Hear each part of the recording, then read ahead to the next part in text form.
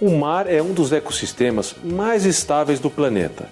É uma solução composta de água e mais de 70 elementos químicos, entre eles muitos sais dissolvidos. Foi no mar que a vida surgiu há 3,8 bilhões de anos. E até hoje, os oceanos abrigam uma imensa variedade de seres, de micro-organismos a baleias.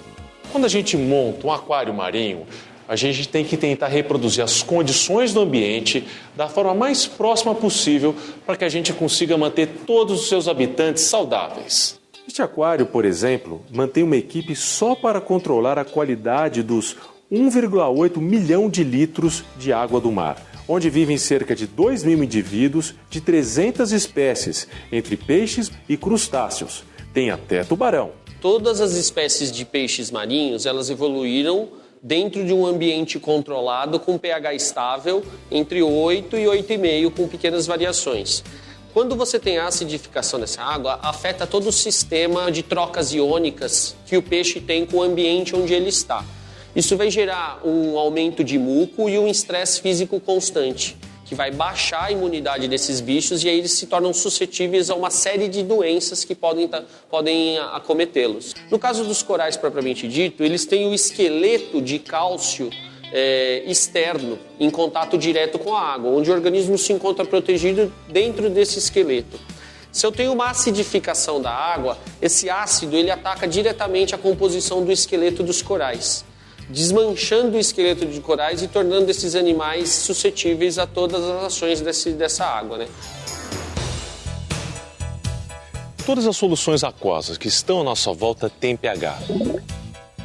Você já deve ter ouvido alguém dizer, por exemplo, que é importante controlar o pH da piscina para não fazer mal à saúde das pessoas. Ou ainda que a gente pode mexer no pH do solo para favorecer determinado plantio. A hortênsia, por exemplo, tem flores rosas ou azuis, dependendo exatamente do pH do solo. Até o nosso sangue tem pH, e qualquer variação pode ser fatal para a gente. Mas o que é pH? O que ele indica? pH significa potencial hidrogeniônico e é determinado pela concentração de hidrogênios livres, H+, existentes nas soluções aquosas. O pH é um número que, em geral, vai de 0 a 14. O valor 7 indica pH neutro, a uma temperatura de 25 graus Celsius. Líquidos com pH menor que 7 são ácidos. Líquidos com pH acima de 7 são chamados de básicos ou alcalinos. Quando a gente tem água pura, ela naturalmente está em equilíbrio com a sua forma ionizada. Ou seja, a gente tem uma pequena quantidade de íons H+, e uma pequena quantidade de íons OH-. Quando eu dissolvo alguma coisa na água que faz com que a concentração de íons H+, fique maior do que a concentração de íons OH-, a gente chama essa solução de ácida, e o pH dela é menor do que 7. Quando a gente tem uma solução onde a concentração de íons OH- é maior do que a concentração de íons H+, essa solução é chamada de alcalina, e o pH dela é maior do que 7. A importância é que cada 1 grau de pH, ele não tem uma variação simplesmente de 1 grau de acidez. É uma escala logarítmica, ou seja, 1 grau de pH equivale a 10 vezes mais ou menos acidez. Por exemplo, uma água com pH 7 ela está neutra, né? Se uma água com pH 6, ela é 10 vezes mais ácida do que a água pH 7. Uma água de pH 5, ela é 100 vezes mais ácida do que uma água de pH 7. E como se mede o pH? Bom, a gente pode utilizar um aparelho como esse aqui, chamado de pHmetro, que é encontrado normalmente somente em laboratórios. A gente usa esse aparelho quando a gente necessita de uma medida mais precisa do pH. Para mostrar como ele funciona, eu trouxe aqui algumas soluções para a gente medir o pH. A primeira solução que a gente vai medir o pH é o refrigerante. Para isso, basta introduzir esse eletrodo aqui na solução. Olha só, o pH da solução aqui de refrigerante é cerca de 3,6. Bem ácido, então. Bem ácido. Agora, outra solução que a gente vai medir aqui é de polpa de tomate. Olha só, o pH dessa solução já está aqui acima de 4. Ou seja, ela ainda é uma solução ácida, mas menos ácida que a solução de refrigerante. Próxima solução que a gente tem aqui é o café. Café. Olha aqui, o pH da solução de café está aqui um pouco acima de 5.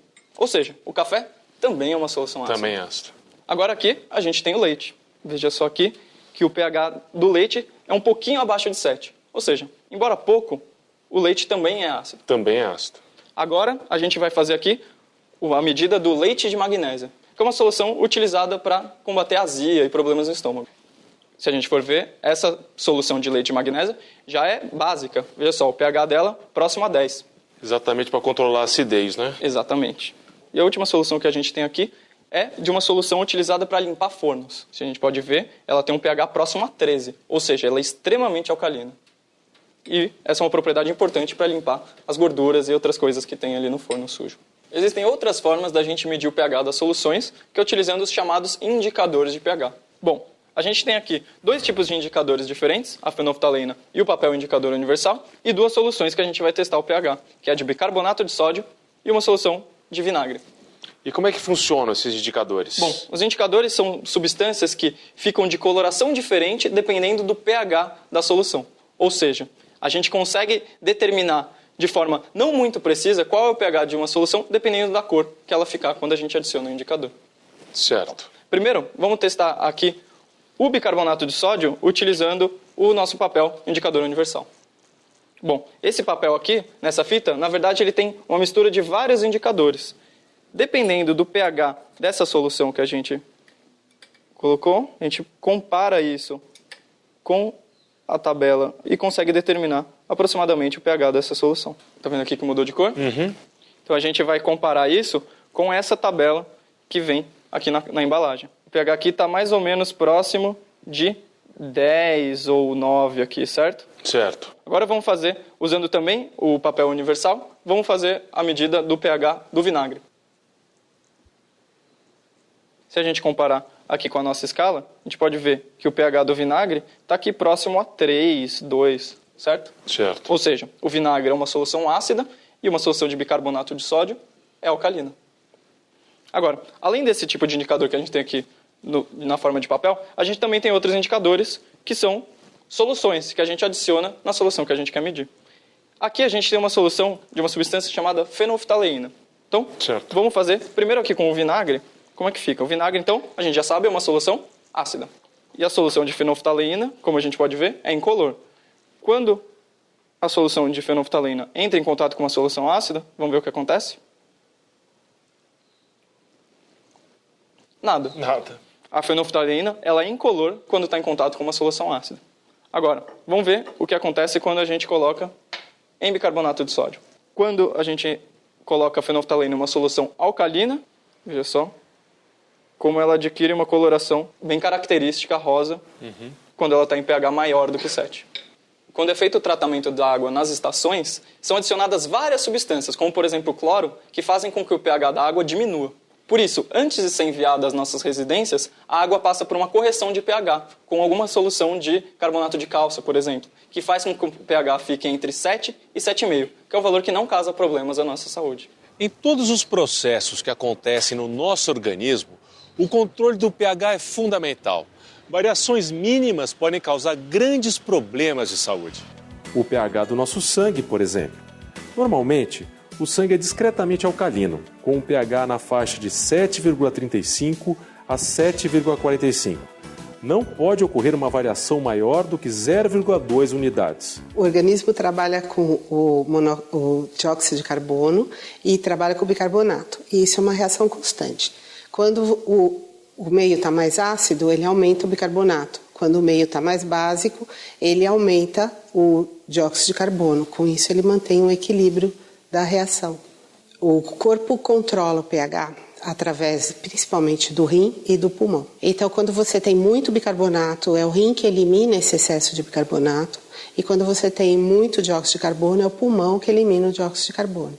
Com isso, ele mantém o equilíbrio da reação. Se esse pH não estiver dentro do normal, o organismo pode não resistir porque não vai conseguir reagir. Em geral, o organismo consegue resolver tudo sozinho.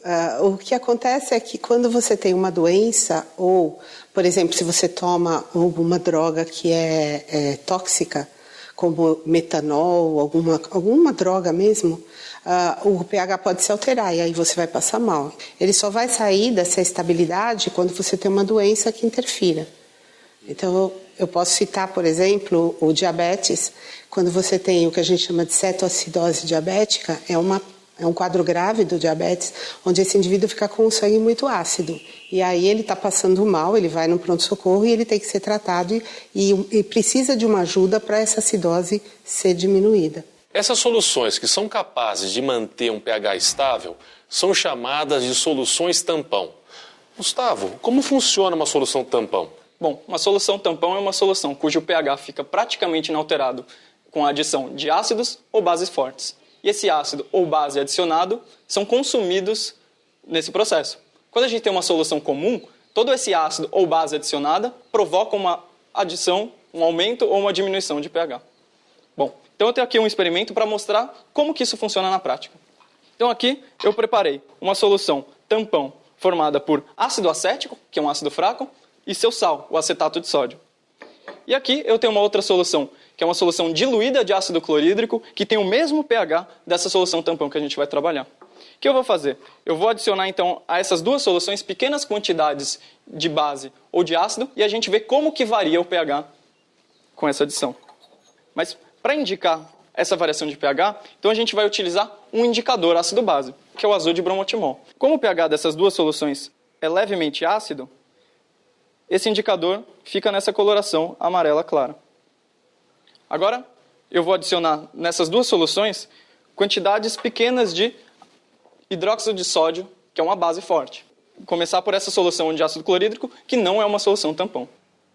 Dá para perceber que, com apenas a adição de uma gota dessa solução de base forte, o pH já alterou, por isso o indicador, que era amarelo, passou para azul. Agora vamos fazer a mesma coisa nessa solução tampão. Olha só, na primeira gota que a gente adicionou de base, nada mudou. Vou colocar mais uma gota, 2, 3, 4, 5, 6, 7, 8, 9, 10 gotas, 11 gotas. Você vê que está ficando levemente azul, mas a cor principal ainda está amarelada. Então a gente precisa colocar uma quantidade bem maior dessa base concentrada para que a gente veja uma mudança significativa no pH e uma mudança na cor do indicador. Ou seja, uma solução tampão é importante para diversas coisas, para evitar uma mudança brusca de pH quando a gente tem adição de ácidos ou bases fortes. Gustavo, a gente sempre ouve falar que os oceanos são ecossistemas muito estáveis. Isso tem a ver com o fato de serem também uma solução tampão? Tem tudo a ver. Nos oceanos, o gás carbônico que se dissolve na água reage formando bicarbonato. E esse equilíbrio faz com que os oceanos sejam soluções tampão. É por isso que a variação de pH nos oceanos é muito pequena. No ambiente marinho, a gente tem uma série de sais dissolvidos nessa água. Eles se entram em equilíbrio dentro da dissolução total, baseado no nível de pH que eles se encontram.